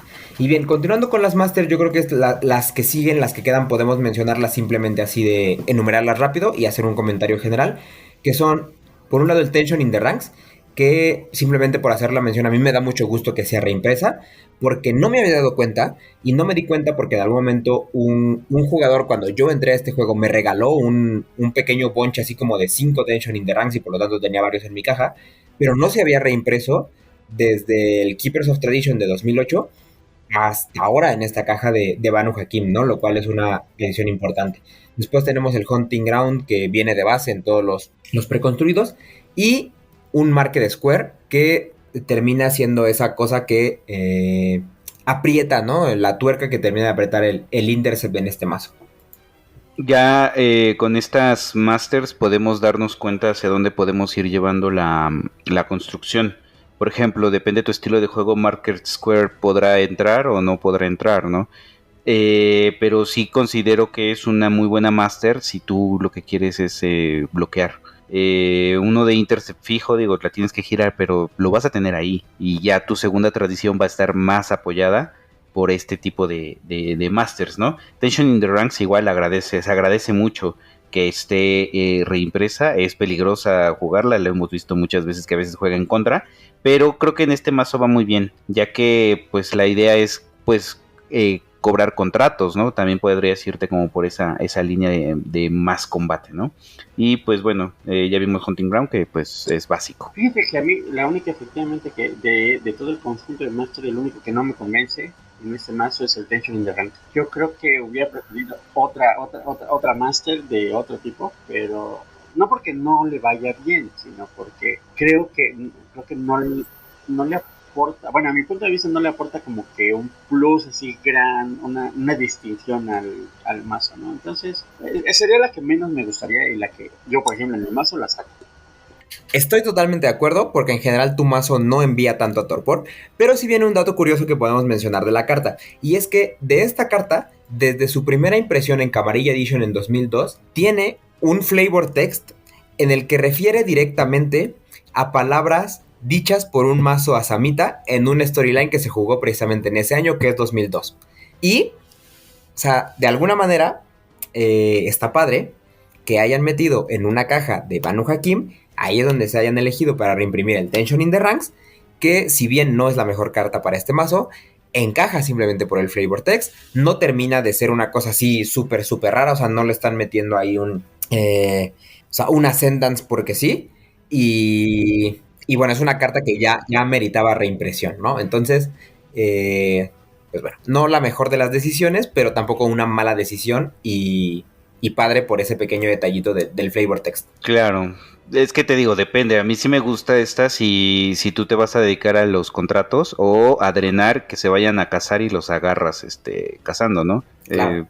Depende. Y mira, pero muy bien, no, o sea, porque sí es cierto que depende de las construcciones, y hablando de construcciones, ahora sí vamos a pasarnos, como era el plan, a ver el combate.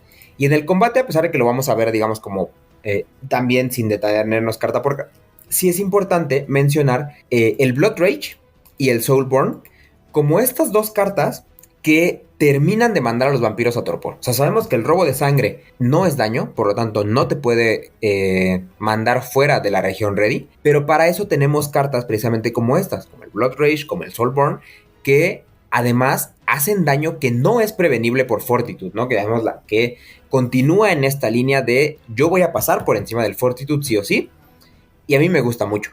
O sea, en algún momento con este mazo está muy bien el drenado de sangre, está bien lo que significa para el bloteo, pero hay que mandar vampiros a torpor. No termina, o sea, perdón, no dejamos de ser un mazo combativo. No uno de combate, pero sí un mazo combativo. Y hay que tener estos pings, como yo le digo, que es dar ese último golpe, de ese último hit que sí sea daño para terminar mandando a la gente a torpor, ¿no?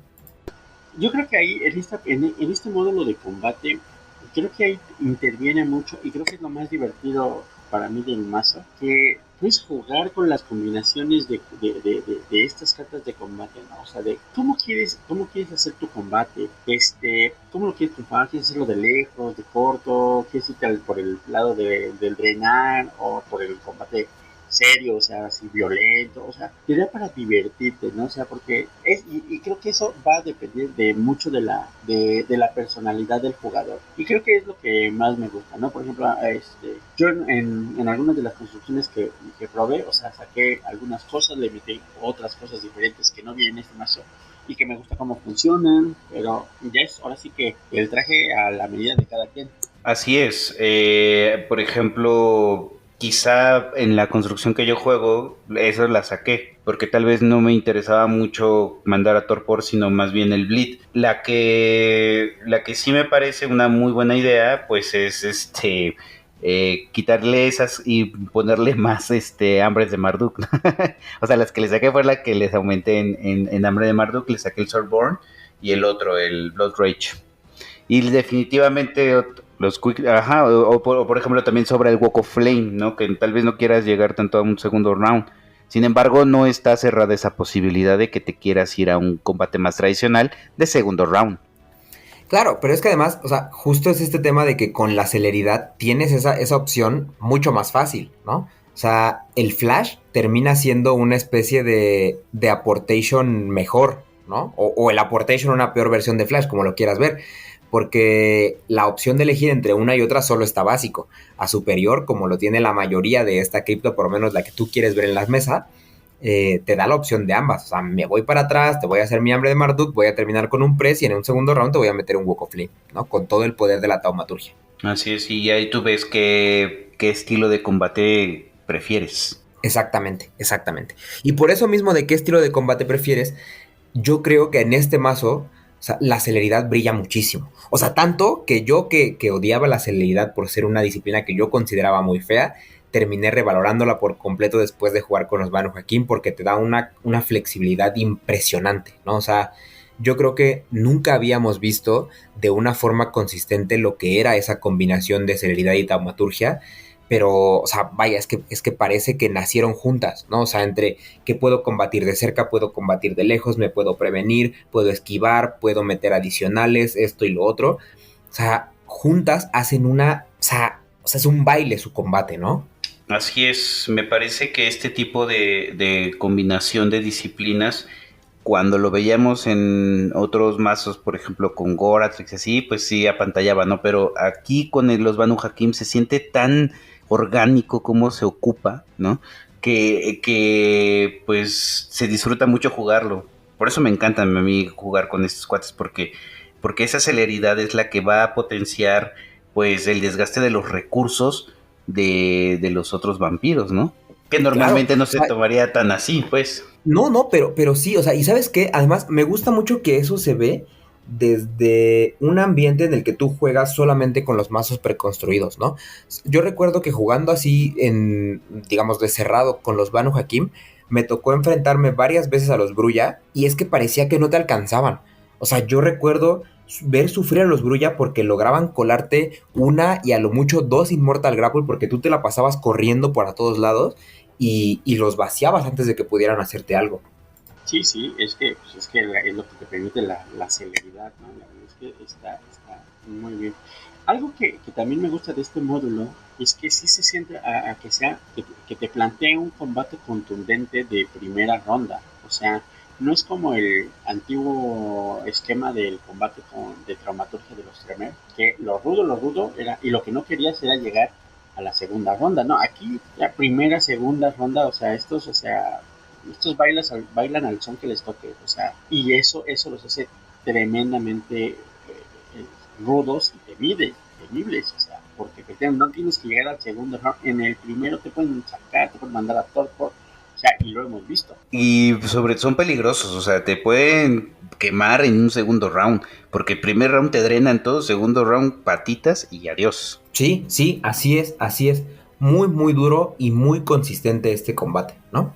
Pues mira, para ir moviéndonos un poco a las siguientes secciones del mazo, yo de lo otro que quiero hablar es de este pequeño módulo, o sea, porque en realidad es muy pequeño, simplemente consta de 2 cartas, que le metieron de cartas modificadoras, ¿no? Pero de nuevo, con todo este énfasis y con una visión muy clara de lo que es construir un mazo toolbox. Y el mazo tiene acciones, que ahorita vamos a ver, ¿no? Son en total unas 10 acciones, 11 acciones si contamos la equipada del retainer, pero acciones que se sienten bastante clave y que por lo tanto uno piensa, pues las quiero pasar, ¿no? O sea, necesito sigilo. Pero buscando entre las opciones que se tienen de las disciplinas que tiene disponibles el Banu Hakim, yo creo que no había mejores opciones para lo que pretende hacer este mazo que las dos que pusieron aquí, que son el Swallow by the Night en 6 copias y 2 copias del Resister Grab. ¿Por qué? Una simple y sencilla razón. Son cartas combo que no solamente son válidas por ese sigilo, sino que son válidas por ser trucos de combate de nuevo, ¿no? O sea, que es maniobra o press, o incluso press y maniobra con el Resister Grab, ¿no? Entonces, de nuevo, es este valor que tiene el que una carta pueda tener más de un uso y que por lo tanto te sirve para lo que seguimos mencionando, que es una economía de cartas, una flexibilidad con prácticamente cualquier mano que tú te quieras robar en este mazo, sin que sufras de que algo se te atore, de que tengas una alta concentración de cartas que no puedes usar porque no estás en ese momento del turno, porque no es ese momento de la mesa, etcétera, etcétera, ¿no? Lo que tú quieres es una mano que constantemente fluya y fluya y fluya y siempre tengas algo que hacer y una respuesta que dar. Aquí sí no estoy de acuerdo contigo. Bueno, 50%. Qué terrible, cuéntame. 50% de acuerdo contigo. Creo que en este caso el Resistor Grasp es muy bueno, no tengo ninguna objeción, pero el problema es con el Showered by the Night, porque solamente hay 3 vampiros que tienen Offuscate superior y solamente son 3 vampiros que podrían aprovechar el combo. Entonces, el Offuscate es la disciplina que cojea en esta cripta, por lo tanto... y además solamente lo ocupan de esos 3 vampiros, son una copia de cada uno, que son los 2 primogenes y Casim, el Justicar. Entonces, híjoles, creo que no va tan no estoy tan de acuerdo con esa idea de ocupar los Shadow by the Night al 100% de su capacidad, incluso como una presencia del Offuscate, pues, aunque suene raro. Ajá. O sea, porque efectivamente los usas en todo caso para el poco sigilo que puedes requerir y para quemarlas con el Retribution. Claro, pero más allá no... Me dolería, en todo caso, en proporción, me dolería más en términos de la construcción del mazo quemar el Resiste Gran para el Retribution que el Plagado por la Noche. Así es.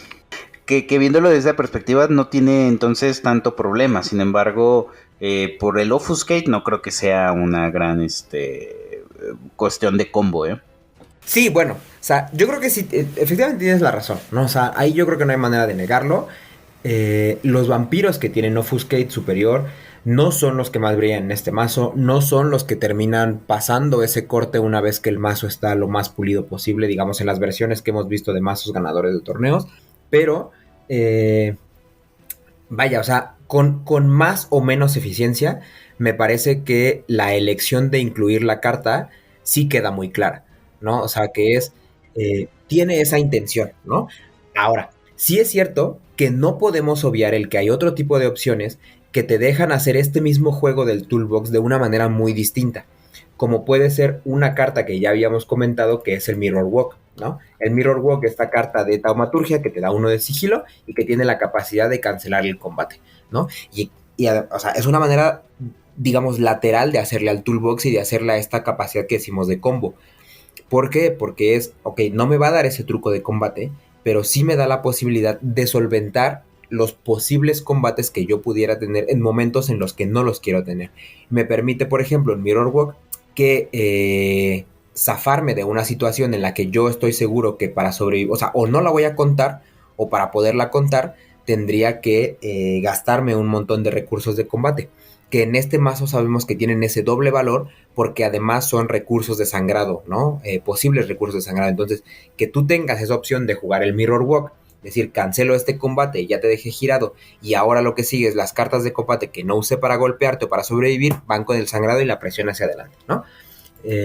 Digo, tampoco creo que se trate aquí de hacer toda esta de vamos a corregir el mazo, pero sí presentar estas cuestiones de cuál es la lógica que viene detrás de cada una de estas cartas y cómo podemos encontrar esa lógica en otras cartas que son igualmente viables para este mazo. Muy bien. Entonces, siguiendo con el análisis del mazo, yo creo que en realidad ya vimos, digamos, la parte fuerte. Queda ahora digamos, este pie del que coge el mazo, pero que ahora que estamos que cada vez tenemos más cerca la salida de los mazos New Blood, en el que vamos a ver complementos para precisamente este mazo Banu Hakim y el resto del set de Anarchs, a lo mejor nos dan chance de especular un poco hacia dónde va, o sea, qué podemos ver en el futuro de este clan, ¿no? Y es que de cartas adicionales tenemos de entrada un Mr. Winthrop, que me parece que es el que menos podríamos, digamos, comentar, que es simplemente +1 de Intercept, porque tenemos que terminar de apretar esas tuercas con el Intercept y tener a un vampiro que gracias a Mr. Winthrop pueda alcanzar 3 de sigilo fijo con una Second Tradition. Yo creo que es valioso, ¿no? Como opinión, no sé qué piensen ustedes. Lo desafortunado de Mr. Winthrop es que, a diferencia de lo que pudo haber sido una moto, este no lo puedes traer con Magic of the Smith. Pues tampoco está pensado, de hecho, porque en este mazo tampoco viene ninguno de esos, entonces... Sí, bueno, así es. Y luego viene algo que sí me gustaría que comentáramos, sobre lo que sí me gustaría que pensáramos un poco, que es el Parity Shift. Y con el Parity Shift se abre esta posibilidad de qué tan viable es jugar a la política con este mazo y qué tanto creen que eso se encamine para futuros mazos, porque además es una política bien concreta que es que se impriman más príncipes en el futuro, ¿no? Pues regresamos, ¿no? Yo regreso, mejor dicho, a esto que he comentado desde el inicio, que depende de hacia dónde quieres que vaya tu mazo. Es decir, ya la cripta tiene los argumentos en votos suficientes como para irse por el lado de la política. Y un vampiro excelente como es Kasim, que no lo va a desperdiciar como tal. Entonces, el Parity Shift a mí se me hace una buena carta, tal vez por la cantidad de bloteo que tienes, quizá puedas tener un poquito de problemas para ocuparla. Sin embargo, también como una herramienta política te puede servir muy bien, porque pues, si el bloteo no va a ser un problema y en determinados momentos tú puedes permitir bajar tu pool sabiendo, teniendo la seguridad de que lo vas a recuperar posteriormente, solamente para ocupar este tipo de cartas como herramientas de mesa, pues me parece que pues, son muy apropiadas un par de ellas. Quizá una o dos como vienen de caja, ¿no? Guácala de cartas. Yo no sé por qué las pusieron ahí. Explica tu maqueta, jovencito. Qué terrible, pero por favor, extiéndete. No solamente los dejes ahí, tíranos argumentos, convéncenos.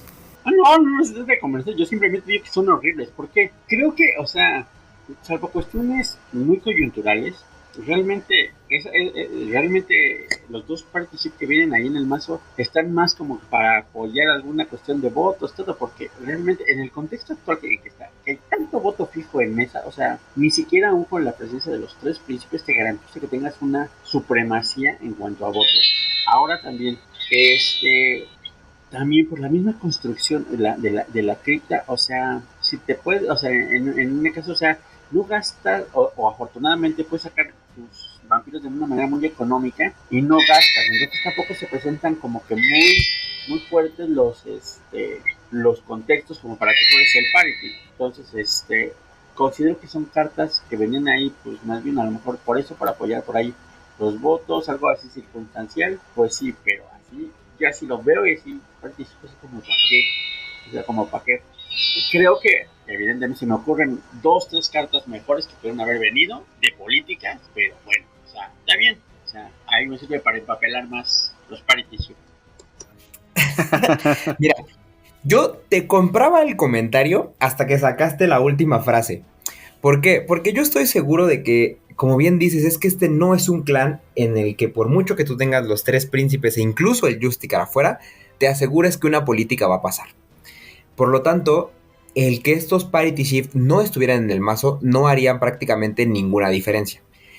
En mi experiencia, muy personal y quizá con mucha suerte y con mucho del contexto en el que se dieron las mesas en las que yo participé, yo incluso llegué a pasar con este mazo cosas como el Alastor. Y sin mucho aparataje de votos ni nada, ¿no? Lo cual pues habla de que de pronto sí se puede tener la capacidad de pasarlos. Pero la verdad de las cosas es que en lo más común que uno puede encontrar en las mesas, no va a ser así. O sea, tú no vas a tener esa dominancia en votos para, pues vaya, o sea, valga la redundancia, para votar como tú quieras y tirar los referéndums que quieras. Y por lo tanto yo sí considero que será lo mejor o que las versiones de pronto que se ven más optimizadas son las que cortan la política. Pero sí debo decir que cuando el momento que Lalo dijo es que hubo otras políticas, no sé, que eran mejores, es que yo creo que ahí no. Yo creo que no hay política mejor que pudieron haber puesto si querían necear con la idea de poner política. Por dos razones. Uno, es el top 3 de políticas que tenemos en este juego. O sea, Por algo la camarilla es la camarilla, por algo los príncipes son capaces de hacer lo que hacen, y es por la existencia de esta carta que es el Parity Shift. Y número 2, porque creo que no hay política más fácil de negociar para lo que son los Banu Hakim.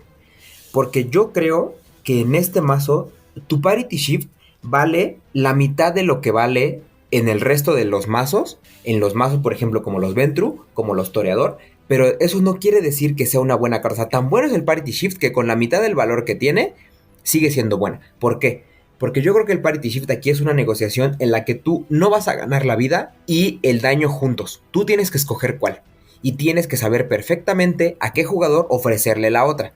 Si tú lo que quieres es el bloteo, entonces te revisas la mesa, ves a quién de los jugadores, tanto por el pool que tienen y por los votos que controlan, a quién te conviene más ofrecerle el daño, y lo primero, y lo cantas así, sin miedo a cómo te mire la gente, sin miedo a cómo te mire el cruzado, es el daño va para allá y el pool va para acá. O a la inversa. Cuando tú necesitas meterle presión a tu presa, pero sabes que no tienes los votos, lo cantas lo mismo, y es el daño va para acá y eso no se negocia, y te pueden tocar 3 o 2 de pool de aquel lado, ¿no? Porque yo sé que como Banu Hakim no tengo más recursos más que lo que viene impreso en mis vampiros, y muy probablemente no los pueda pasar. Y además lo digo así porque a mí me parece que muchas veces es mucho más inteligente el ofrecer esta clase de cosas que de pronto pactar a la otra de vótame esta a favor y yo te voto la que sigue, porque en ese yo te voto la que sigue puede caer cualquier cosa y de pronto te meten el Alastor, te meten el no sé qué, y tú ya hiciste tu pacto de te la voy a votar a favor, ¿no? Entonces a mí sí me gusta mucho la idea de que si iban a meter cualquier política, la que tenían que meter era esta. Totalmente de acuerdo. Es que para eso es el Parity Shift. No vas a tener todo el... O sea, muy difícilmente tú vas a pasar la votación para quedarte con el pool. Entonces es una herramienta para mermar los recursos y dárselos a quien te convenga. No me gusta. Aún así no me... O sea, entiendo su lógica y me parece correcta, pero no me gusta. La verdad es que en este mazo no me gusta. Próximamente, playeras de Lalo con no Parity Shift. Así es. O sea, creo que hasta un Kain hubiera salido más productivo. O sea, no sé. A mí me da esa impresión. No, Lalo. No van a pasar tus Kain.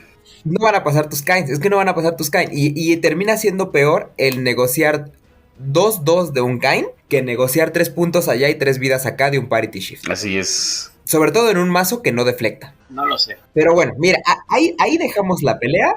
Ahí dejamos la pelea. Vamos a dejarla a los comentarios. Ahora sí que como votación de Cartoon Network de inicios de los 2000, ponga usted su comentario. ¿Creen que tiene la razón a favor o en contra del Parity Shift? Y a eso nos atenemos. Ok. Continuando, vamos a analizar ahora las acciones y vamos a ver una carta que también probablemente hizo una gran diferencia, pero no la mencionamos por experiencias propias de las mesas en las que se ha jugado. Y ese es el Hunter's Mark, una nueva opción para rushear con disciplinas que con celeridad y dramaturgia te permite entrar en combate, y a básico te da un press opcional durante dicho combate, y a superior te da el mismo press, pero además evita que el minion oponente haga combat ends como strike en el primer round de ese combate. Y lo que yo digo es que esta carta es una gran carta que a la manera, yo creo, correcta con lo que se podría hacer con estas disciplinas, evita los combat ends. ¿Cuál es el problema? Que la mayoría de las veces es bloqueada.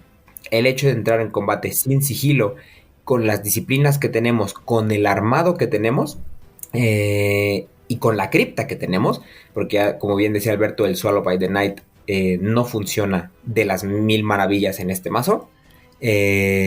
Yo creo que si he visto 2 Hunter Mark entrar sin ser bloqueados desde que salieron los Banu Hakim, son muchos. Efectivamente. Creo que a veces quedan incluso en la mano. A mí se me han quedado en la mano los Hunter's Mark por lo mismo. O sea, es decir, será afortunado si he podido combatir 2 veces con esa carta. Entonces, en concepto es genial, pero en la práctica es complicada, sobre todo por el stealth, ¿no?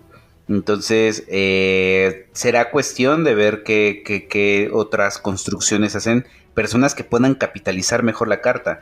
Quizá no es que sea mala, porque no lo es. El problema es que las construcciones que hemos visto y que personalmente yo he hecho, no la pueden capitalizar al 100%. Fíjate que a esta carta yo creo que le hubiera venido bien que hubiera sido como el Fleckness.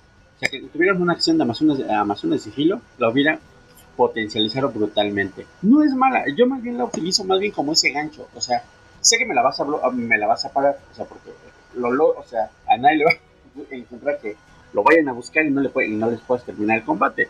Entonces, a fuerza te la van a parar. Entonces, es un buen pretexto como para buscar precisamente esa parte. Aunque, efectivamente, con un 1 de sigilo, y ahí puede entrar efectivamente también en combinación con el tragado por la noche, esa parte del sigilo, también puedes usarlo para buscar esa interacción con tus cartas.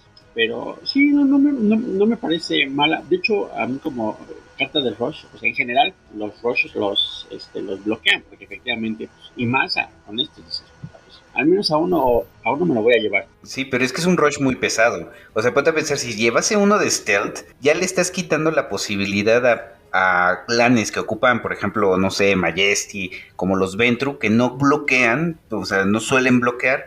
Con uno de stealth los fulminas. Y digo, qué mejor que fulminar a esos combates pero ya le estás quitando la posibilidad de que ellos también acaben el combate. Digo, tal vez es una opinión, o sea, lo que estoy diciendo yo estoy consciente que es una opinión muy poco popular, pero lo cierto es que tú estás limitando el juego pues, de los Ventru, pues, o de clanes que no bloquean y que dependen del presence.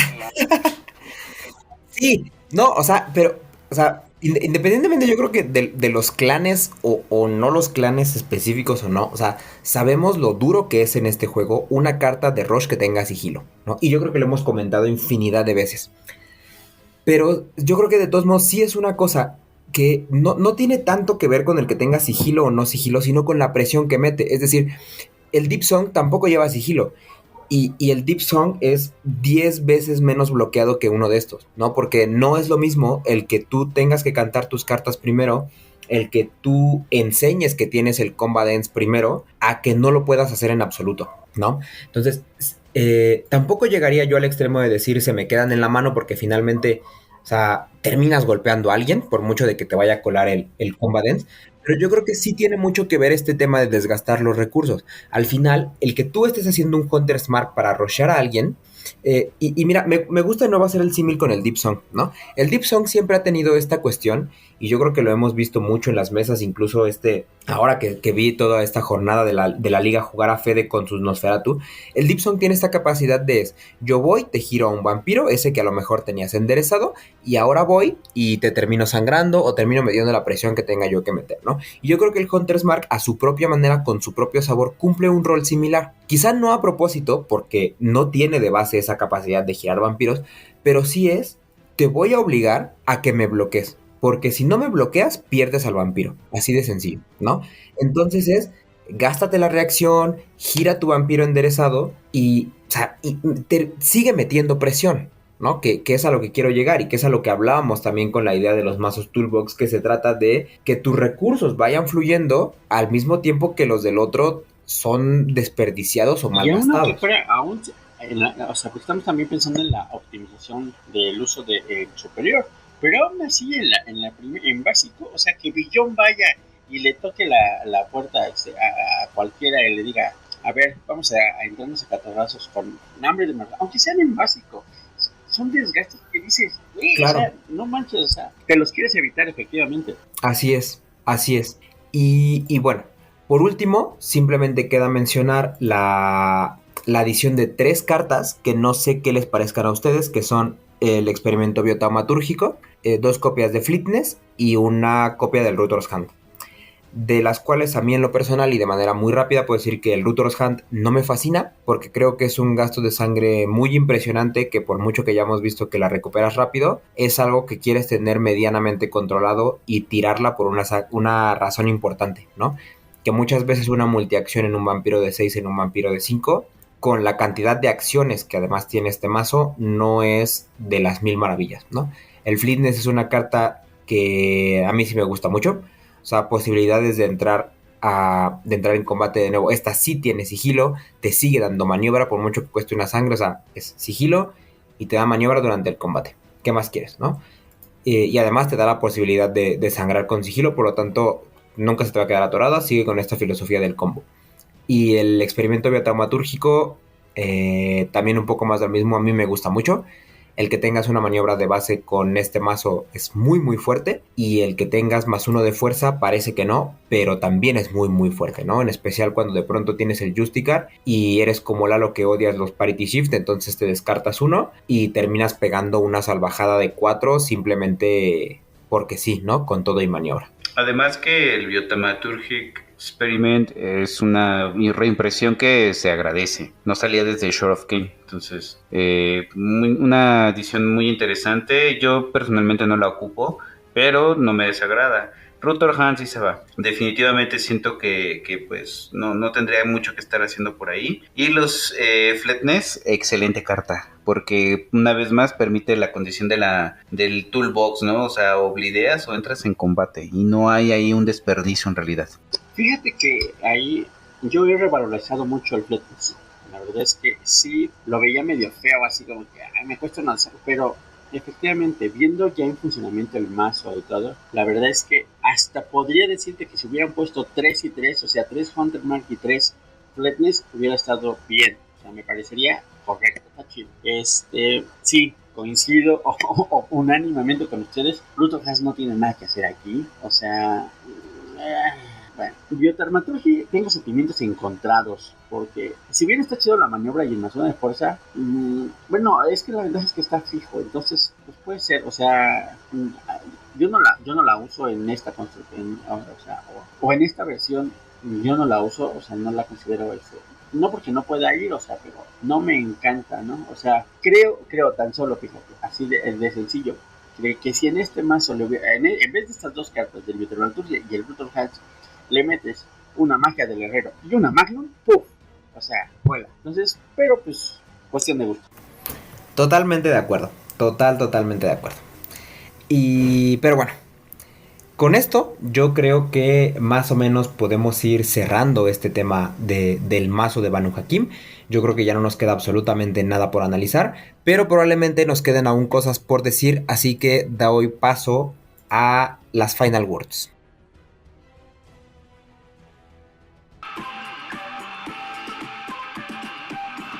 Todas las voces de la cultura friki están en Las Voces del Onder. Escúchalos en Spotify y otras plataformas.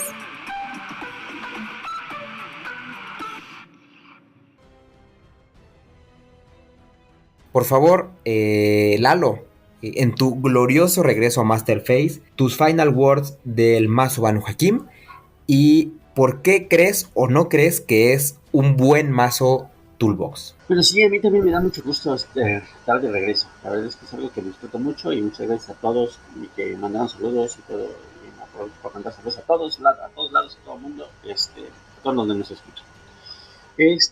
A mí me gusta el mazo, o sea, a mí me gusta mucho el mazo, así como viene, está bien divertido, está padre. Hay cosas efectivamente, yo estoy probando, me falta probar hacer una versión, porque tengo esa idea, de hacerlo un mazo político, he probado, y debo decirte que creo que me falta explorar algunas brechas por ahí, o sea, como por ejemplo esta parte de la política, pero también probarlo con algo así más de bloqueo, más denso, o no sé, o sea, pero este mazo te permite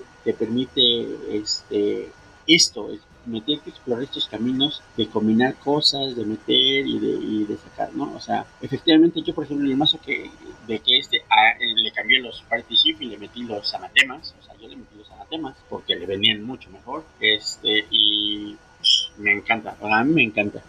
Hace un desastre, pero es muy divertido.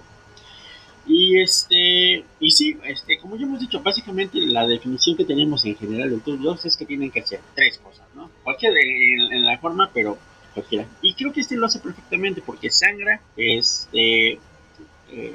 rochea y combate y bloquea, tiene ahí su toquecito de bloqueo, ¿no? Y pues está divertido. Yo sé que es un buen Toolbox, es muy buen, y agradezco mucho la transformación la llegada de estos Banu. Bueno, a mí me parece, en primer lugar, me gustó mucho el mazo. Creo que la identidad de los Banu Hakim es muy potente, no solamente en el clan, sino incluso en la disciplina de hechicería de sangre.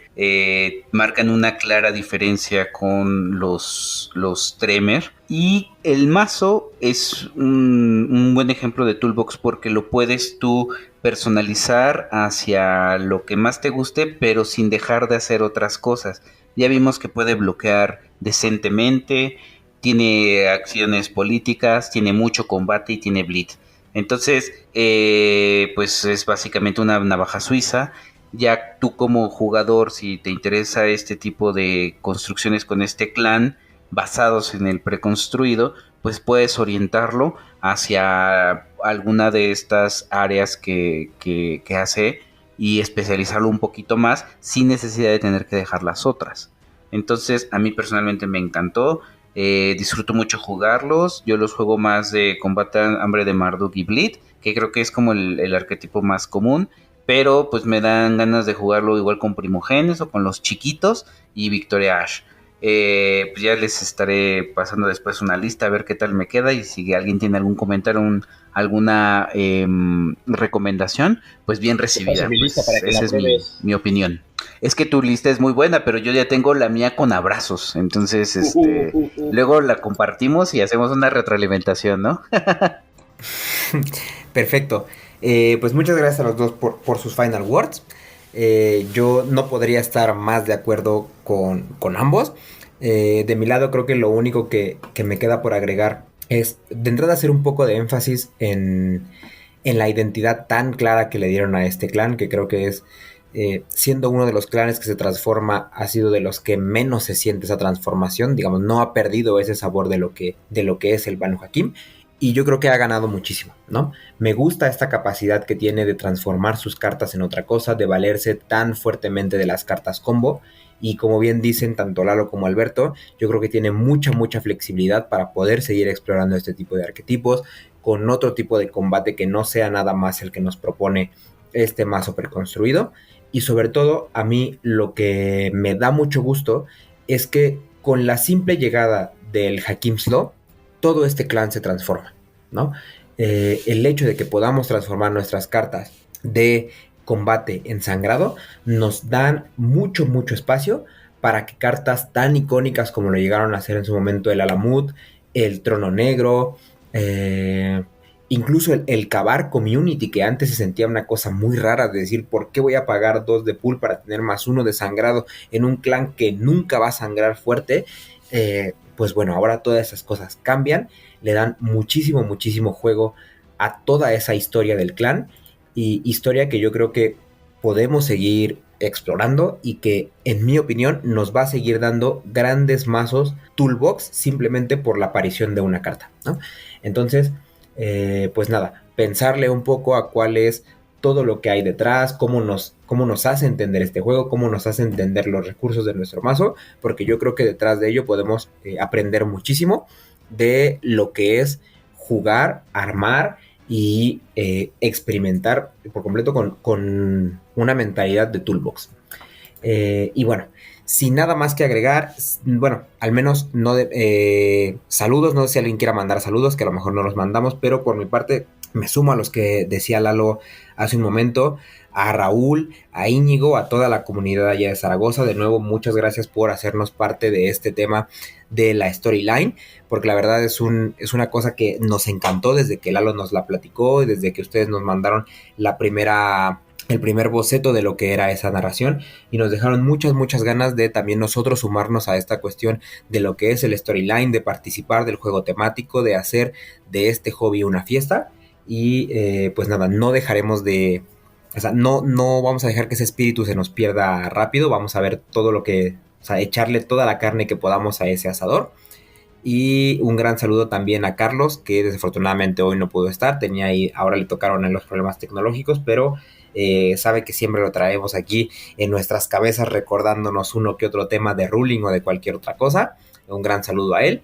Y un gran saludo a toda la gente que está jugando con nosotros la Liga Chilanga, porque después de todo lo que pasó ahí con la primera fecha y los temas y todo esto, no dejan otra vez de traer unas buenas vibras a la mesa. Se están haciendo un muy buen ambiente, tanto competitivo como a nivel de echar desmadre, del cotorreo, de la amistad y todo lo que pasa ahí domingo con domingo, jueves con jueves y jornada con jornada. Entonces, un gran saludo a absolutamente toda la gente que está participando con nosotros en las mesas. Yo quiero mandar un saludo a Carlos y a Oliver, que se les extraña demasiado.